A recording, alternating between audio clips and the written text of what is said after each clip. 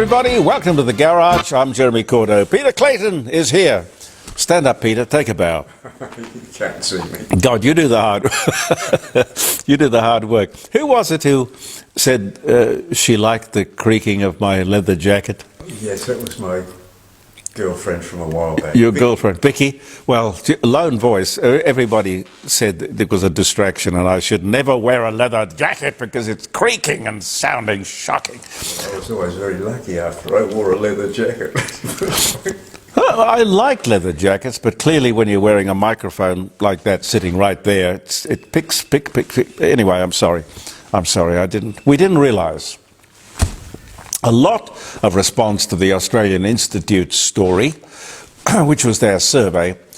Only 27% of 18 to 24-year-olds would fight for their country. And even more astonishing, 48% would leave the country rather than be drafted.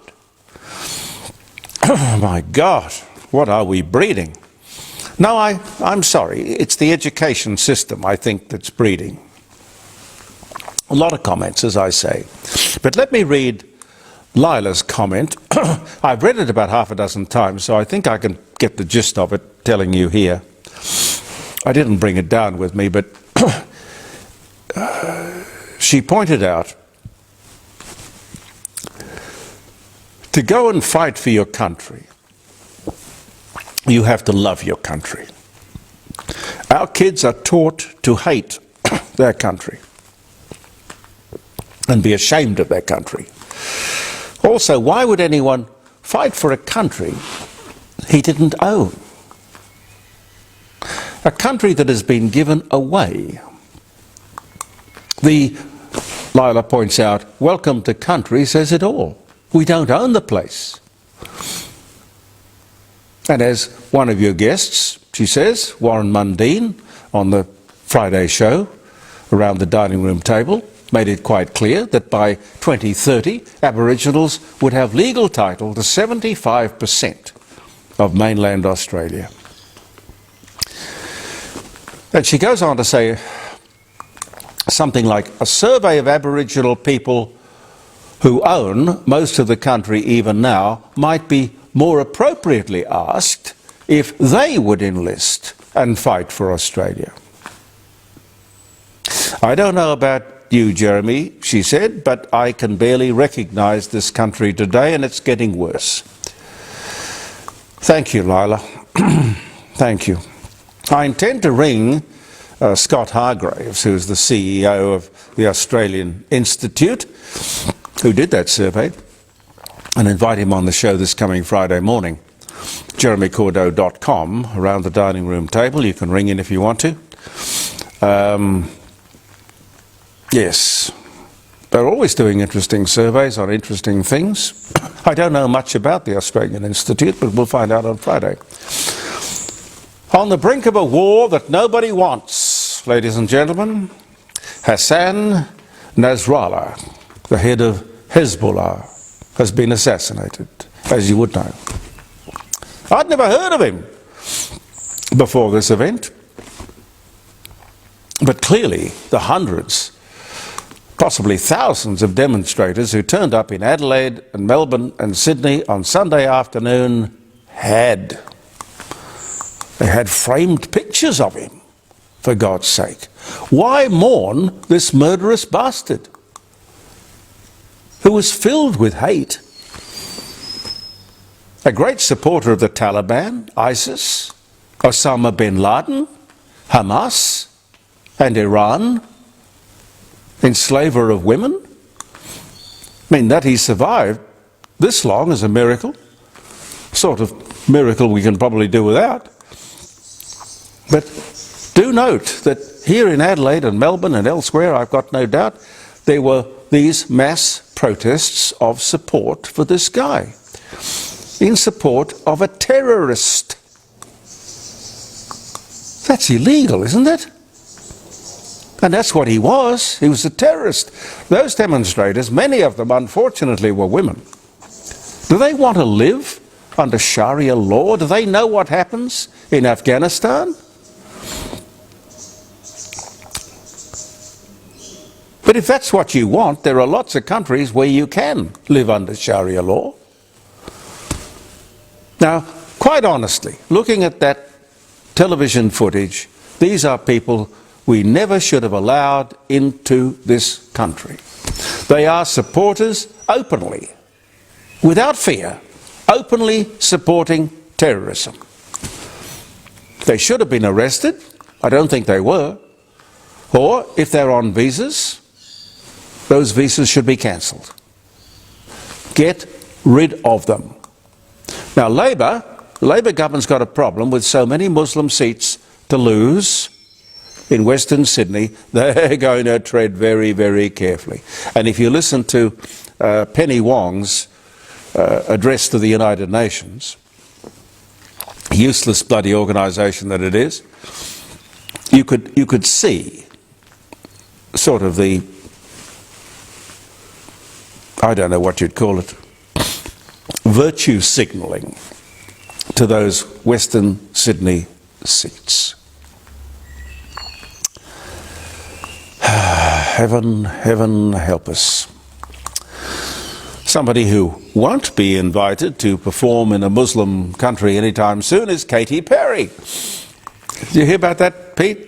$5 million for 5 songs. Yes, if only I could earn that. You could stand there in Rundle Mall busking $5 million for 5 songs. But to top that, the AFL offered Mick Jagger, Keith Richards, and Ronnie Woods, and yes, he's still alive, Ronnie Woods. He doesn't look it, does he? For headlining the top entertainment spot at the AFL Grand Final, $20 million they offered them to do 4 songs, not 5, 4 songs, 4 songs for $20 million. Look, the AFL is certifiable. Certifiable. And by the way, what was his name? Meatloaf. What was that song about? 2 out of 3 ain't bad? Yes. I liked that. Yeah. He had some... Bat Out of Hell was, yeah. Anyway, he got $500,000 to sing the national anthem, and sadly he wasn't quite worth that. Gone to God these days, but anyway, God bless you, Meatloaf. I mean, who the hell would call a kid Meatloaf? I don't know. We have lost, speaking of music, a musical legend. Chris Christopherson. Rhodes Scholar, decorated army officer, pilot, helicopter pilot, father of 8. He was married 3 times. Actor, singer, writer of some of the best songs of his generation. He lived quietly for the last few years of his life. I had the pleasure of holding his firstborn, who was a little tiny baby. God, it was in Sydney. He made his first visit to Australia in about 1972 or 3. And he was there, brought the baby along to the concert. No, it wasn't a concert, it was a reception, a record promotion. Because he was big in America and they were trying to make him big in Australia, and I was on 2GB at the time. I did my best to make him big because his music was wonderful, wonderful. His last concert was in 2020. He was 88. Pete, your favourite songs? Help Me Make It Through the Night. Yes, indeed. Loving Her Was Easier. Loving Her Was Easier Than Anything I've Ever Done. Yeah. Sunday Morning Coming Down. Brilliant song, yeah. You know the story about that, where he landed the helicopter because he couldn't get arrested in Nashville, and he landed, hired a helicopter, and he flew the helicopter, landed it on Johnny Cash's front lawn. And Johnny Cash said, "My God, if you're that keen, I'll listen to the damn song." And he loved it. Sunday Morning Coming Down was that song. Silver Tongued Devil. He did a lovely version of Me and Bobby McGee, didn't he? Yes. He didn't write Loving Arms, but he did a great version of that too. That was Tom Jans, I think, wasn't it? Tom Jans wrote it, yeah. Our sponsors are the Rising Sun Inn on Bridge Street, 60 Bridge Street at Kensington, and the wonderful Jim Elder Fine Art Gallery in North Adelaide, Melbourne Street, North Adelaide, always looking for paintings for his next auction. If you're looking to sell, he would love to present your work of art to a keen purchasing global public. He's looking for notable Australian and international works of art. Talk to him. He's on 8267 2869. 8267 2869. He has 4 big art auctions every year, which are viewed all over the world. A wonderful way to reach a global audience. Jim Elder Fine Art Gallery, 8267 2868. Now, I'll tell you about the Rising Sun tomorrow. The ACCC has surveyed 27,000 shoppers and say people have lost faith in supermarkets. Really? Really? Okay. I don't go there for faith, I go there to buy provisions, but anyway, that's just me. It's all part of an ongoing demonising of the sector, mostly Coles and Woolworths. Then there's the revelation that the big two are allegedly involved in land hoarding. This is buying large sites suitable for developing into supermarkets or shopping centres. It's a tactic to keep out the competition. Now, I don't know. I don't think that's illegal, is it? All's fair in love and war and commerce.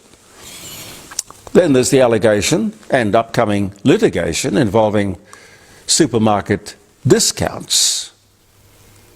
It's an interesting subject. I don't know about you, but I've always assumed that discounts were an overused gimmick, a tactic, used by everyone selling anything. Some important facts. Aldi and the Costcos of this world are huge international corporations. Far, far bigger than Coles and Woolworths. They are in Australia for the long haul. They mean business. No Australian shareholders. Their profits go overseas. Not so Coles and Woolworths and most of the independents. Profits stay here. And those profits have been stable and modest at about 2% on capital invested. Hardly a sign that they're ripping off the general public. And profits go, as I say, go largely to local shareholders. We have choices and discretion when it comes to shopping and are generally well served. So why are they the focus of such scrutiny? Yes, oh, I get it, right. No, I understand. Cost of living. Yep, totally agree, I get it. But Royal Commissions, ACCC inquiries, Choice magazine, surveys, yet the real core cost of living problem is the unbelievable increase in the cost of electricity, which is reflected in the prices we pay for everything. Everything. Ladies and gentlemen, everything. The bill I was used to getting, I'll give you a personal example. The bill I was used to getting for electricity here was about $1,300 to $1,500 a quarter. I thought that was pretty steep, depending on the time of the year, you understand. Now, I have just written a check for $5,270, yes, I think that's right, $5,270. 1 quarter. This is outrageous. It's unaffordable. But is there an inquiry into why electricity is unaffordable? A Royal Commission? Where's the ACCC? Not a word. Where's the Liberal Party? Oh, I have no idea where the Liberal Party is. God help us. This is all part of the outrageous policies of the present federal Labor government's pursuit of renewables. Oh, they're going to be cheaper. You'll save money. That was the mantra. The shameful deception perpetrated by Anthony Albanese for no good reason to achieve nothing. This is what they call a boondoggle. Gee, that's a lovely word. I love it. I'm going to make that the word of the day on Friday. Boondoggle, which means simply a useless waste of money. Along, of course, with the NDIS. I mean, those two things should be enough to get this lot chucked out of office. It can't be that you don't know or haven't noticed their incompetence, don't care,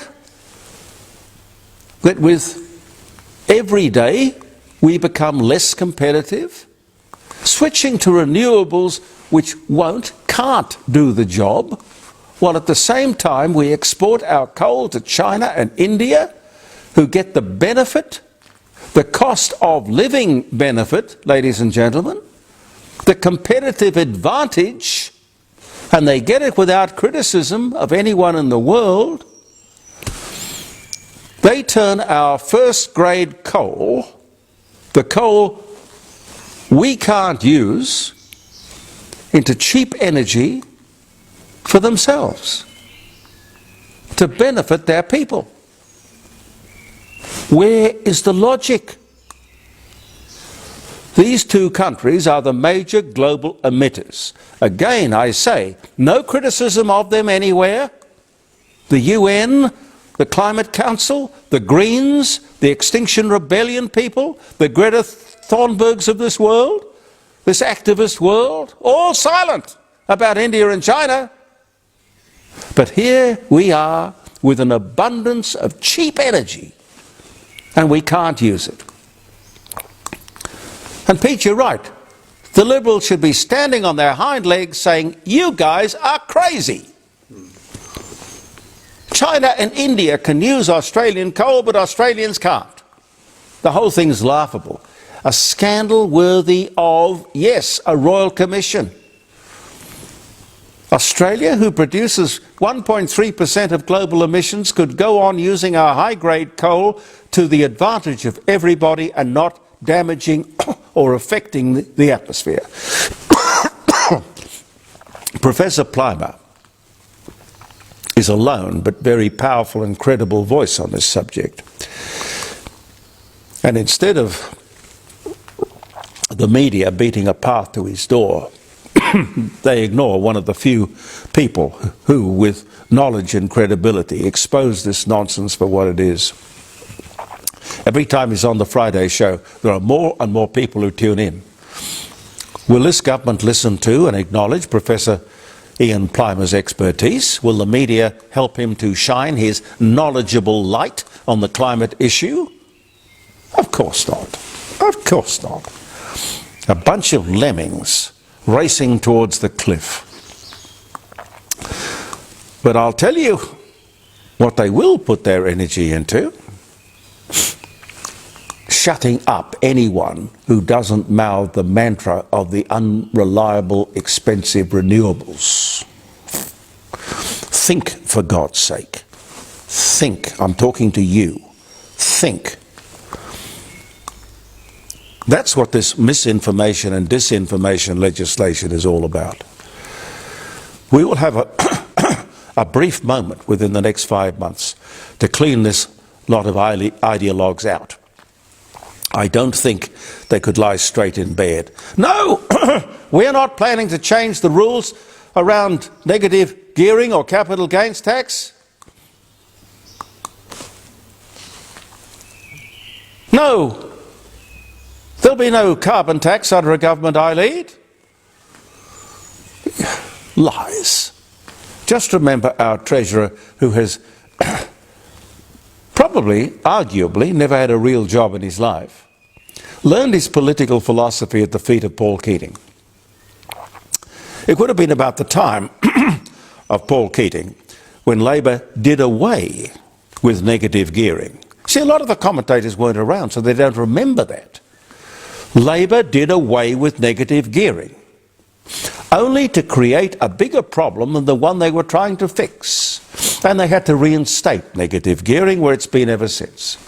But philosophically, that's where their head is. They hate the idea of people getting ahead, and negative gearing is one of the few ways that we in the real world have to provide for ourselves and our futures. And please note that their dislike of personal initiative has not stopped most of the Labour Party front bench from availing themselves of the opportunity to negatively gear dozens of investment properties. And that is the truth. You can investigate it. Okay for them, not so much us. Isn't it weird? If I was the government, Liberal or Labour, I would want as many people as possible to be independent and successful, and yes, prosperous, and increase their wealth and the national wealth. And by the way, if you were wondering, no, I don't have any involvement in properties that are negatively geared, but I will tell you I'm a fan of negative gearing, because in my early days I was able to set myself up with property that enabled me to leverage myself into buying radio stations. Banks won't lend without security. My experience in life is that first you need a good bank, and I have truly been blessed. Then you need courage, and of course, security. And hopefully, a government that isn't against you and your aspirations. I'm out of time, aren't I? We don't do edits on this program, so when I get a coughing fit or something, we carry on. We survive. Now the dates. Happy birthday if you're having a birthday. It is October 2nd. No, it's not. October 1st. No, that's tomorrow. We're recording Tuesday and Wednesday on the same day. October the 1st, it is. 1888, the National Geographic magazine is published for the first time. That's a great magazine. Yeah. 1888. Henry Ford introduces the Model T car. It cost $825 on this day in 1908. 1908. Little golden books, fantastically successful. I remember having little golden books as a kid. They began publishing on this day in 1942. I was born in 1945. Yeah, that'll be right, little golden books. 1926, oil field accident costs aviator Wiley Post his left eye. Uses his settlement money to buy his first aircraft. Didn't they call him Wrong Way Wiley? He always ended up flying the wrong way. But got there in the end, and that's all that matters, ladies and gentlemen. The first postcards are issued in Vienna, Austria in 1869. You did postcards, didn't you, Pete? Yes. If we're getting to the end of the battery, you better just wave or No, we're okay. put your leg up in the air or something. 1969, Concorde 001. The jet plane first tested breaks the sound barrier on this day. 1969. Julie Andrews, British Grammy, Emmy, Academy Award-winning stage, screen, singer, actress, My Fair Lady, Mary Poppins, Sound of Music, was born. 1935. Happy birthday, Julie Andrews. Following the Port Arthur massacre, John Howard's Australian government starts a gun buyback, compulsorily acquires more than 640,000 firearms. Don't know what it cost, but most people put their guns in. They were in safe hands. I don't know. I don't know what they'd achieved. Cost a lot of money. Anyway, that was this day in 1996. Can you imagine all the bad guys are going to come and hand in their guns, No, Pete? they're not. Lovely thought, though. If guns are outlawed, only outlaws We'll have guns. Yes, I've heard that. 2019, law allowing teachers to carry guns in schools comes into effect in the United States state of Florida. Well, 2019 on this day. World War I, combined Arab and British forces under Lawrence of Arabia, T.E. Lawrence, captures Damascus from the Turks. This day in 1918, and a legend was born.